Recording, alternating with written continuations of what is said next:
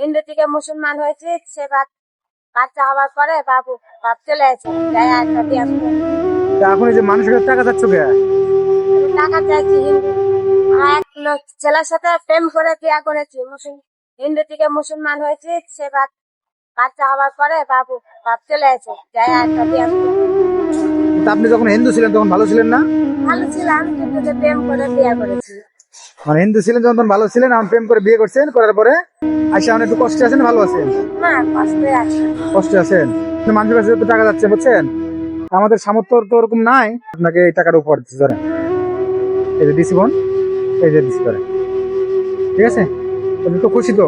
আপনার বাবুর দুধ কিনা হবে তো নাকি? হ্যাঁ। আপনি তখন খুশি? হ্যাঁ, আমি একজন মুসলমান, আপনার আমি হেল্প করলাম, সাহায্য করলাম।